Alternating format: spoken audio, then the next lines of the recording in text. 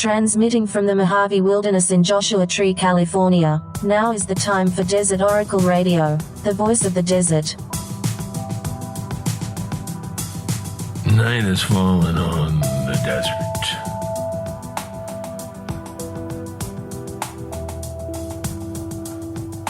Half the country is freezing, half the country is enjoying pleasant spring temperatures. And I'm shivering in the former half, the first half, the western half. On this cold night at the tail end of winter, a winter that is usually long forgotten in the Mojave Desert as the month of March approaches.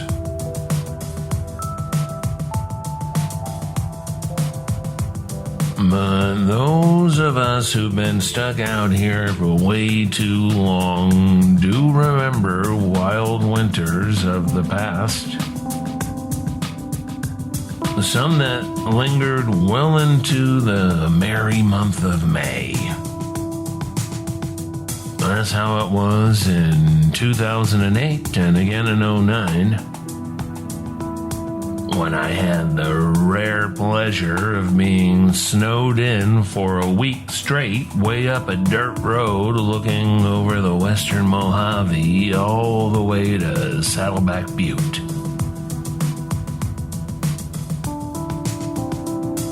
And I remember trying to get up to Reno one time. This must have been the winter of 04 or 05, I believe. When the 395 was closed from Lone Pine to the Nevada line, and I made my way up Nevada on US 95. Along with every northbound semi-truck. By the time I got up to Fernley, they were closing off the ramps to I-80 westbound, but I snuck through before the barrier was down all the way. And made it home just in time. It would be days before Interstate 80 reopened to Reno, let alone over the Sierra. I'm too old for this kind of cold weather. Let's head over to some warmer climes. Let's get out of all this howling wind and nightly snow and cold slush everywhere.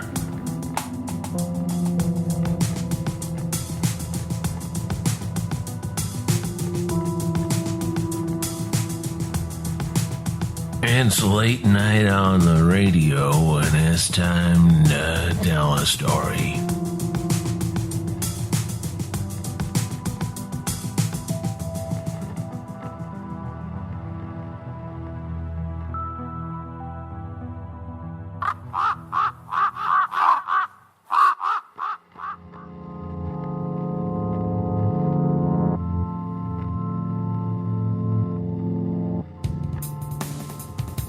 August 1969. Is there a single month in American history that has been better documented, more dissected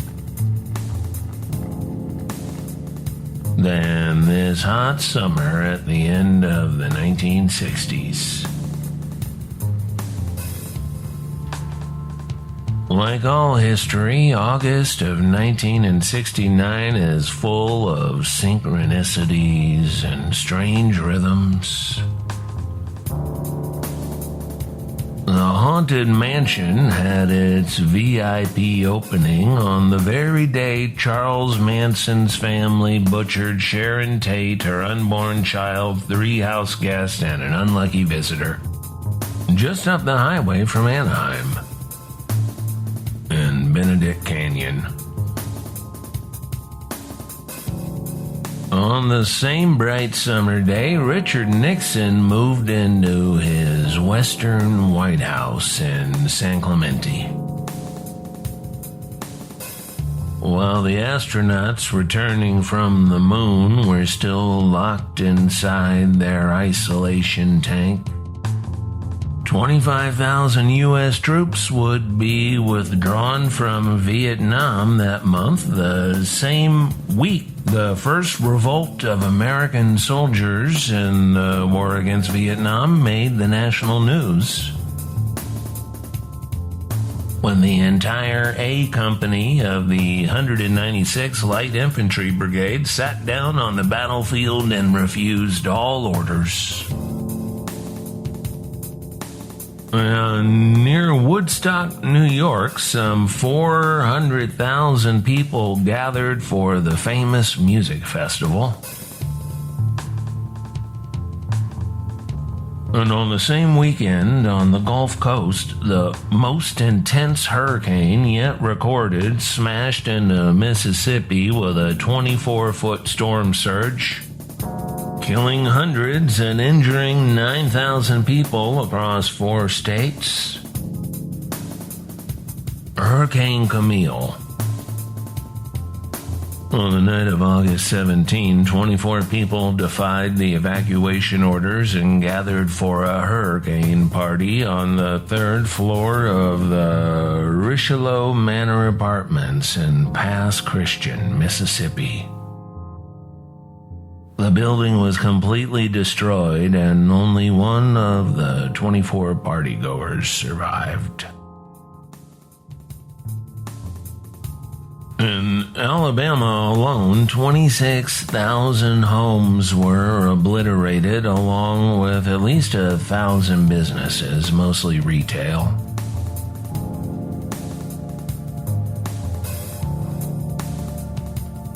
And Alabama is where our story takes us tonight, the top of the state, Lawrence County on the Tennessee River.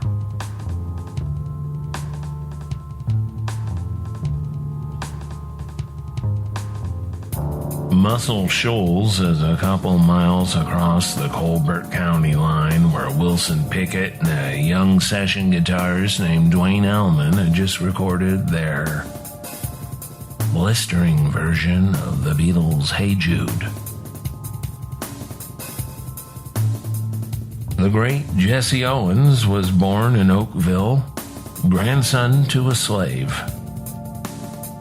A couple miles to the east, and next to the mysterious Oakville Indian Mounds. There are Tennessee Valley mound complexes all around here, the Pinson Mounds and the Shiloh Mounds, both on the Tennessee side. On the Owl Creek Mounds just beyond Tupelo in Mississippi, and the Etowah Indian Mounds across the Georgia line.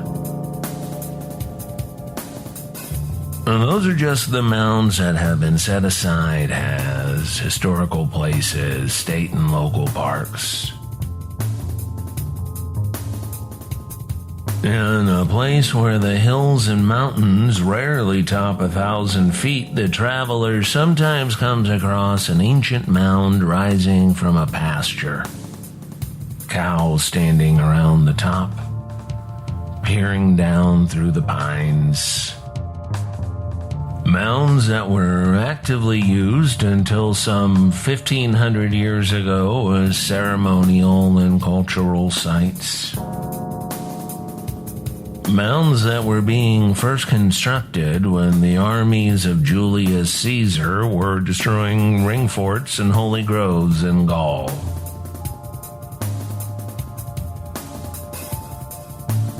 Lawrence County, Alabama has the highest percentage of Native Americans in the state to this day, in large part because Cherokees who evaded the Trail of Tears displacement had made family and community with Europeans who'd crossed the Appalachians.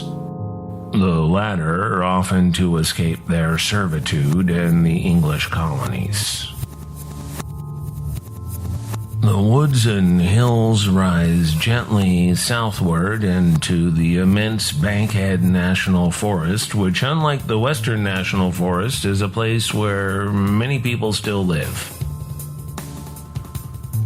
where the winding back road takes you past many old cemeteries and the remains of log cabins and stone towers.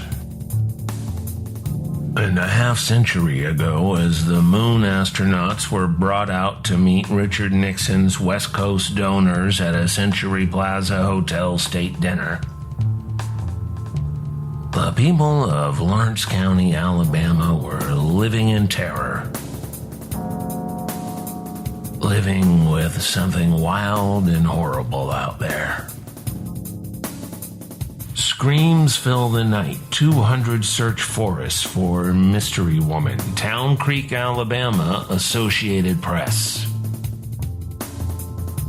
Haunting screams and hysterical crying have filled the hot summer nights of this rugged mountain area for the past week and sent more than 200 searchers into dense forest in search of a mysterious wild woman. One area resident, Mrs. Floyd Milligan, said she saw the woman last Monday night. She was walking calmly at first, Mrs. Milligan said. But when she crossed the road, she started waving her arms like wild and fell across a barbed wire fence and started running toward the mountain. Police Chief Vernon Waldrop, who has coordinated the searchers, said today that his men have found the wild woman's footprints in the hills, but not much else. Chief Waldrop says most of the people who've heard the woman at night report that she screams 3 times. She does this at intervals, he said, and although I've never heard her, some of my men have.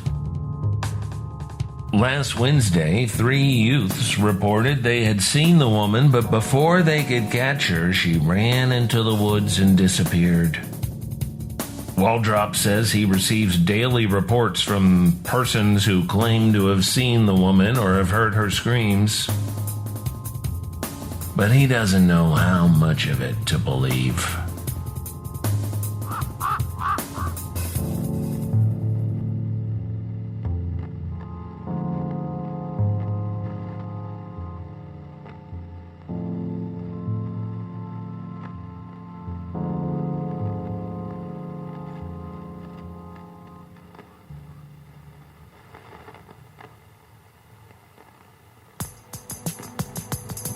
Despite the daily reports of the creature, or human, or phantom, or whatever the damn thing was at any particular time, only a day after the first report went out on the national newswire, Lawrence County authorities had called off the search. The 200 searchers, including 50 National Guardsmen from the 115th Signal Battalion, were told to go home. They'd found nothing but some blankets out in the woods, which they suggested maybe were stolen from clotheslines outside farmhouses.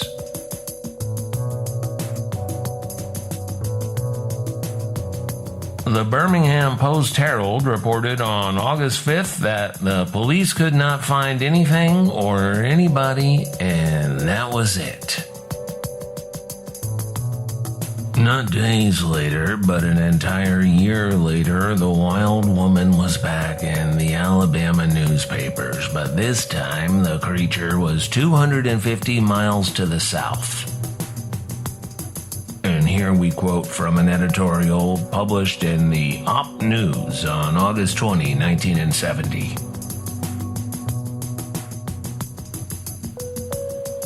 Quite a bit of stir has been created about the alleged capture of a wild woman from the woolly swamp bottoms of Pea River.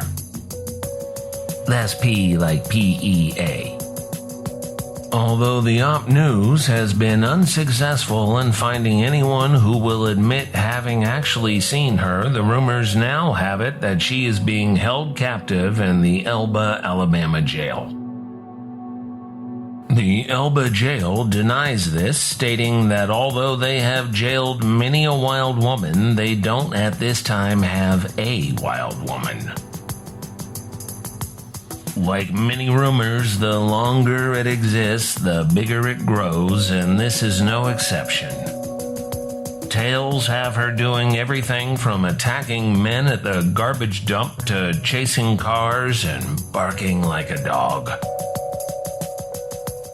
She is reported to be very old, dressed in rags, and weighing less than 100 pounds. From the Op News, August 1970, and reprinted a few weeks later by the Alabama Journal. The Pea River Swamp harbored many such phantoms over the centuries, the most persistent being the Black Panther seen by so many. Yet never photographed, never trapped, never shot, despite hunters and soldiers being the primary witnesses. As any local naturalist will insist, there are no Black Panthers in the Alabama woods. Mountain lions may wander through the hills and the woods, mostly from neighboring Florida. But there are no such populations living or breeding within the state. And the last Alabama mountain lion was shot and killed in 1948. The only wildcat that calls Alabama home is the bobcat, and neither the visiting Florida panther nor the native bobcat have black fur.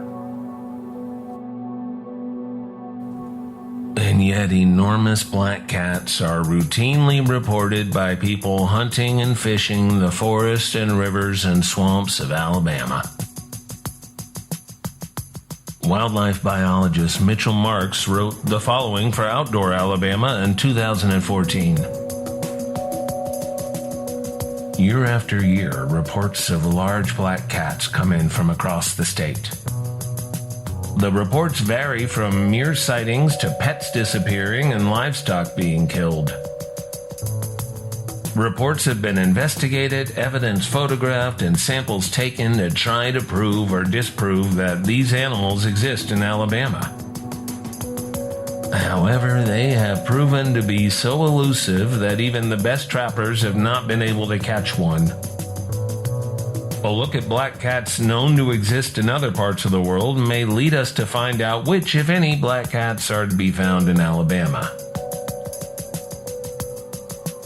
Alabama has only two native cats. The first and largest is the mountain lion, also called a cougar, a puma, a panther. Cougars are tawny brown to grayish in color, weighing from 75 to 120 pounds, and can reach a length of about 6.5 feet nose to tail.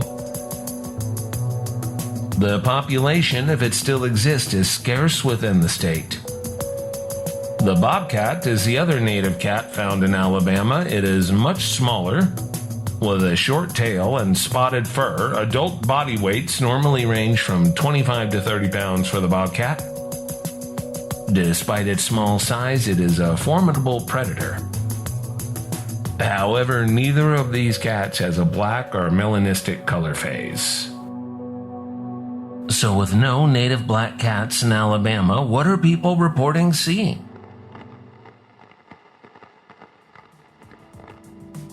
Almost all of the reports are proven to be cases of mistaken identity or possibly animals that have been released or escaped from captivity. Some field investigations have found distinct tracks and/or bite marks. Further investigations have revealed the tracks and bite marks match those of canines, not felines, so the culprits are many times coyotes or dogs. After reviewing trapping and hunting records back to the 1600s and reports of vehicle collisions with animals from around the state, we can say with relative assurance that there are no native black cats in Alabama. What is unique about the Wild Woman tales is that the phantasm is so definitively gendered. with the state's other two commonly reported monstrosities walking on two legs, the Alabama white thing on the Tennessee River side of the state, and the Bigfoot, long reported closer to Op and Elba. The names describe their memorable attributes. The Bigfoot, like all such North American big hairy monsters, leaves occasional oversized footprints that match no known biological creature. And it has a sulfuric stench like Florida's infamous skunk ape. Skunk ape and any number of monsters going back to the Old Testament and Greek myth. The white thing, spelled thing with an A if you're looking for details, is said to stand 8 feet tall and is covered in what seems to be thick and shaggy white fur. And to make a sound that one witness described as an adult woman screaming like crazy.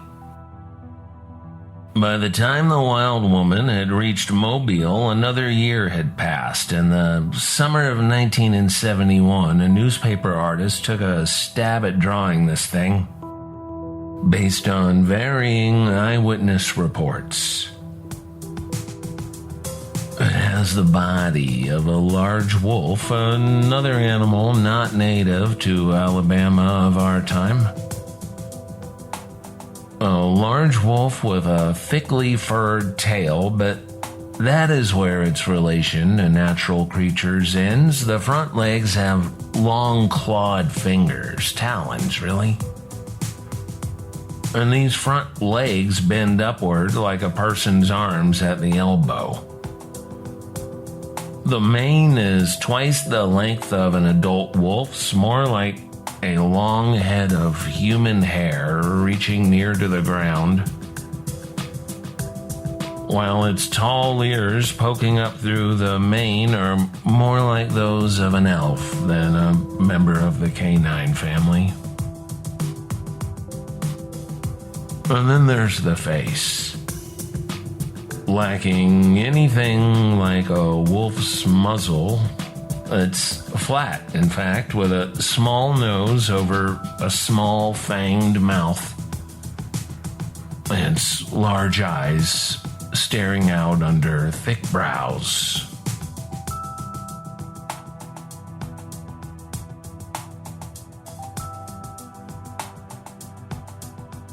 Let's read from the newspaper. Is wolf woman skulking around the city? Various area persons claim seeing creature. Could this be what Mobile's mysterious wolf woman looks like? The drawing above was created from various descriptions of the night creature phoned in to the press register during the past week. The apparition evidently frequents the Davis Avenue and Plateau areas after nightfall.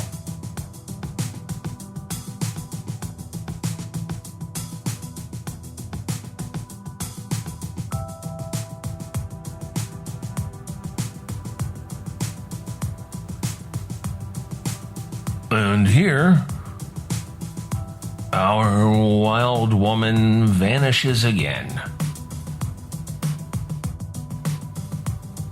After 3 summers of raising hell up and down Alabama,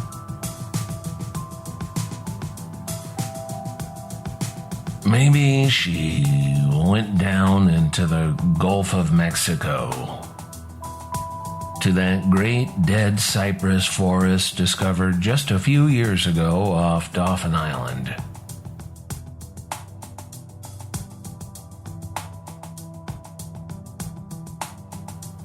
They come when we need them most, the creatures of the night. And they will be back again wherever the town meets the wilderness, the farm meets the forest, the city meets the swamp.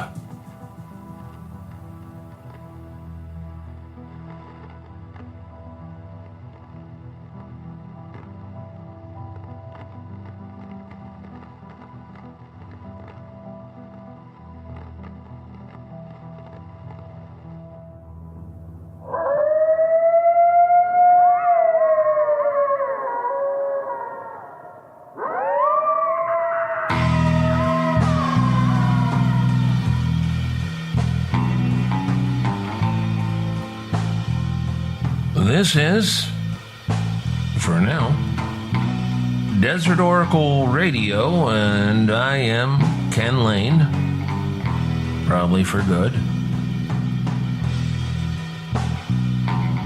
For better or worse. There are some strange sounds on this program. Soundscapes by Red, Blue, Black, Silver, wherever he is these days.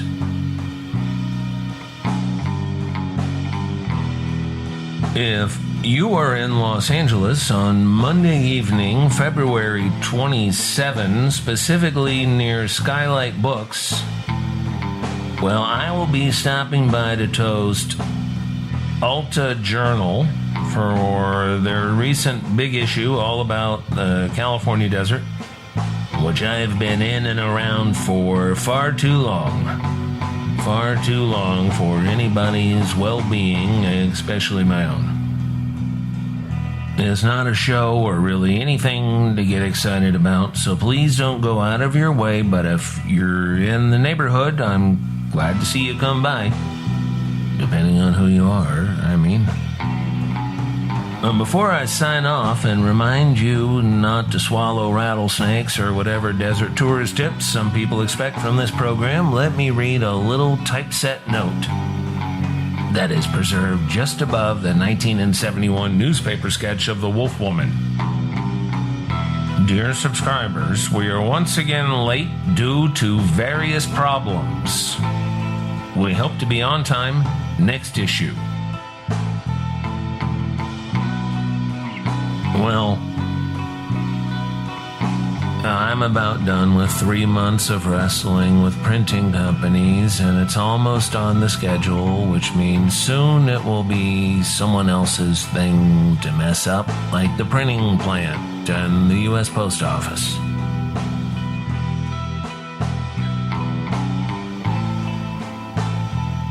Meanwhile, you know who I think had a real good idea? It's Ambrose Bierce, the great Ambrose Bierce.